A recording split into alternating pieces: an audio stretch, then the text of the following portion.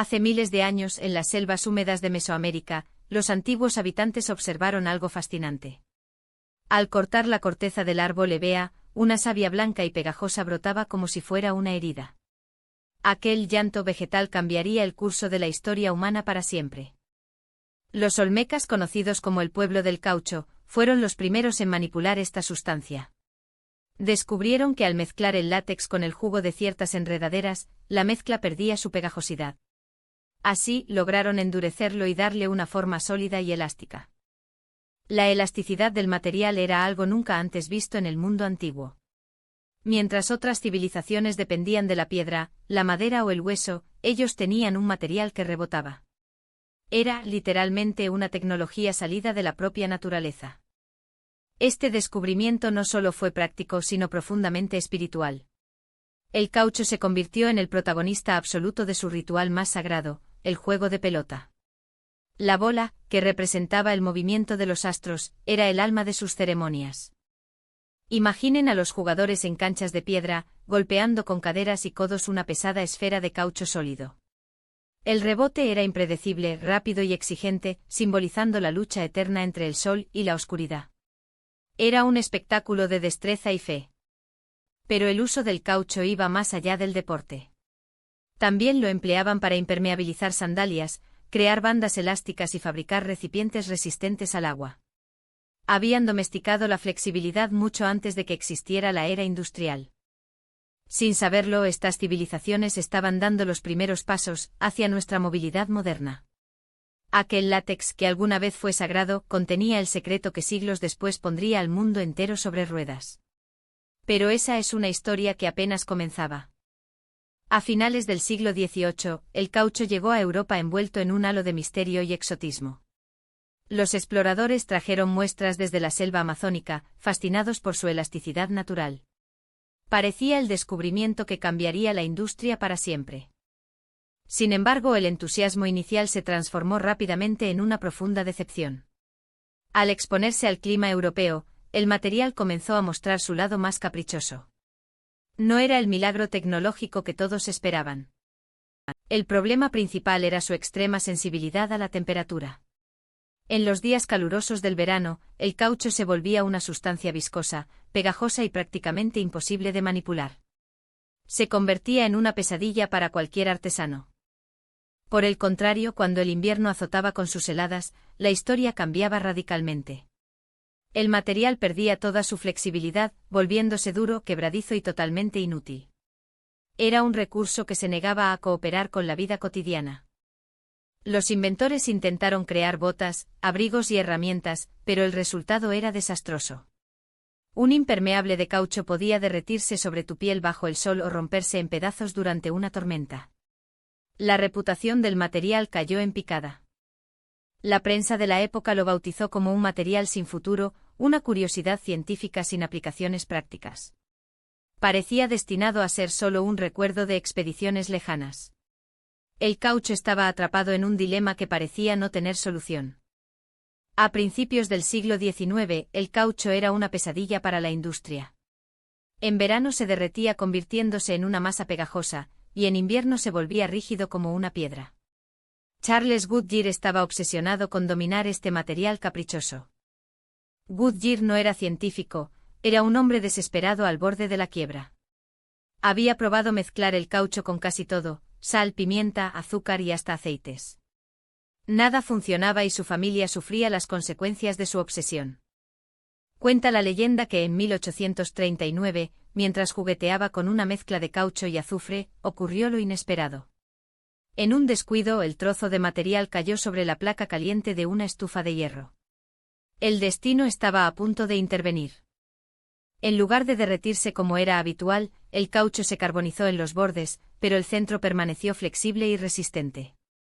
Goodyear no lo podía creer, había descubierto algo que desafiaba todas las leyes conocidas hasta entonces. Este proceso, bautizado más tarde como vulcanización, era la pieza que faltaba en el rompecabezas. El azufre, bajo el calor intenso, creaba puentes moleculares que daban al caucho una memoria elástica inigualable. El material se volvió duradero e indestructible. Goodyear había transformado un producto natural inestable en una herramienta industrial revolucionaria. Sin saberlo, acababa de sentar las bases para la futura movilidad del planeta. El caucho ya no era una curiosidad, era el material del futuro. A finales del siglo XIX, el caucho se convirtió en el oro negro de la selva amazónica. La demanda global de neumáticos provocó una migración masiva hacia lo profundo de la jungla. Manaos pasó de ser un pueblo aislado a una metrópolis cosmopolita en tiempo récord. Pero detrás de esta riqueza deslumbrante se escondía una realidad brutal. Los barones del caucho instauraron un sistema de servidumbre que rozaba la esclavitud moderna. Miles de trabajadores, atraídos por promesas de fortuna, quedaron atrapados en un infierno verde sin retorno. Las condiciones de vida eran infrahumanas y las enfermedades tropicales diezmaban a los campamentos. El caucho se extraía a costa de sangre y sudor bajo un sol inclemente. Era un negocio donde la vida humana valía mucho menos que un kilo de látex. Mientras la selva sufría, Manaos vivía una época de excesos sin precedentes.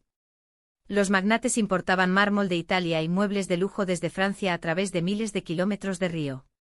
La ciudad se transformó en la llamada París de los trópicos. El símbolo máximo de esta ostentación fue la construcción del Teatro Amazonas. Esta joya arquitectónica se erigió en medio de la nada para albergar óperas europeas de clase mundial. Fue la forma que tuvieron los varones de demostrar que podían dominar la naturaleza salvaje. La opulencia era tan absurda que se cuenta que los millonarios enviaban su ropa a lavar a Europa. El dinero fluía tan rápido que la moralidad se desvanecía entre copas de champán y música clásica. Manaos era un espejismo dorado en el corazón del Amazonas. Sin embargo, este imperio construido sobre el sufrimiento humano tenía los días contados. La codicia había cegado a los varones, ignorando que el mundo exterior ya estaba tramando su caída. La tragedia amazónica apenas estaba comenzando su acto final. A mediados del siglo XIX, Brasil controlaba el mercado mundial del caucho con mano de hierro. El látex era el oro líquido del Amazonas y nadie podía competir con su producción salvaje. Sin embargo, el monopolio tenía un punto débil, el control absoluto sobre las semillas. Aquí entra en escena Henry Wickham, un aventurero británico con una misión secreta. En 1876, bajo la excusa de recolectar muestras botánicas, Wickham logró burlar a las autoridades brasileñas. Cargó miles de semillas de Hevea brasiliensis en un barco alquilado justo antes de que lo detuvieran. El contrabando fue todo un éxito y las semillas llegaron a los jardines de Kew en Londres. Allí los botánicos británicos trabajaron a contrarreloj para germinarlas bajo condiciones controladas. Habían logrado robar el secreto mejor guardado de Sudamérica con un simple engaño diplomático. Una vez adaptadas, las plántulas fueron enviadas a las colonias británicas en el sudeste asiático, especialmente a Malasia y Ceilán. El clima tropical de Asia resultó ser ideal para este cultivo, permitiendo plantaciones masivas y organizadas. El monopolio brasileño comenzaba a tambalearse peligrosamente. A diferencia de la selva amazónica, donde los árboles estaban dispersos, en Asia se crearon plantaciones sistemáticas. Esto redujo los costos de producción y aumentó la eficiencia de manera drástica. Los precios del caucho en el mercado global comenzaron a desplomarse ante la nueva oferta masiva. El impacto en Brasil fue devastador y repentino. La bonanza económica que había transformado ciudades como Manaos desapareció casi de la noche a la mañana. Lo que antes era un imperio de riqueza, se convirtió en un escenario de fábricas abandonadas y sueños rotos. El traslado de la producción a Asia no solo fue un cambio comercial, sino un golpe geopolítico definitivo. El mundo moderno ya no dependería de la voluntad de la Amazonía, sino de las extensas plantaciones coloniales. Así el caucho se volvió un producto global, barato y sobre todo accesible. A principios del siglo XX el mundo estaba cambiando a una velocidad vertiginosa. El sueño de Henry Ford no era solo fabricar coches, sino democratizar la libertad de movimiento. Pero para que sus máquinas rugieran, necesitaban algo más que acero, necesitaban caucho. Antes los carruajes usaban ruedas de madera con llantas de hierro, una experiencia brutalmente incómoda. Con la llegada del neumático de caucho inflable, el viaje se transformó por completo. De repente las carreteras dejaron de ser un castigo para convertirse en una invitación. La planta de Ford en Highland Park se convirtió en el epicentro de esta revolución.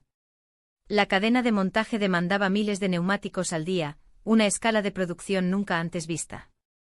El caucho se volvió literalmente el soporte sobre el que descansaba la economía moderna. Esta unión fue una simbiosis perfecta entre la metalurgia y la botánica. Mientras Ford perfeccionaba sus motores V8, la industria del caucho corría para seguirle el ritmo. Sin la elasticidad del látex, el automóvil habría quedado relegado a ser una curiosidad técnica de lujo. La masificación del transporte cambió la configuración de nuestras ciudades para siempre. Los suburbios nacieron gracias a la combinación del motor de combustión y las ruedas de caucho. El mundo se hizo pequeño, conectado por una red infinita de asfalto y goma. Pero este éxito vertiginoso tenía un precio oculto. La insaciable demanda de Ford convirtió al caucho en el oro negro del reino vegetal.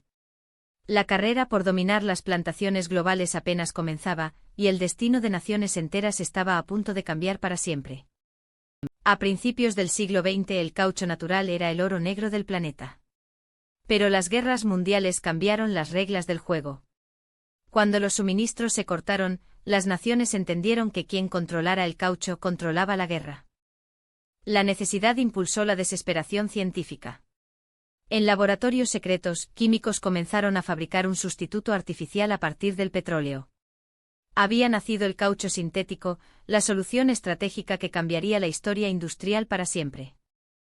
Alemania, Estados Unidos y la Unión Soviética invirtieron fortunas en esta carrera tecnológica.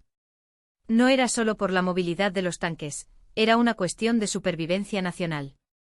El caucho ya no dependía de la selva, sino de la ingeniería. Terminado el conflicto, el caucho sintético no desapareció, sino que se integró en nuestra vida cotidiana. Hoy, la mayoría de los neumáticos que ruedan bajo tus pies son una mezcla precisa de polímeros creados por el hombre. Piensa en tu smartphone, tus zapatillas o incluso los sellos herméticos de tu refrigerador.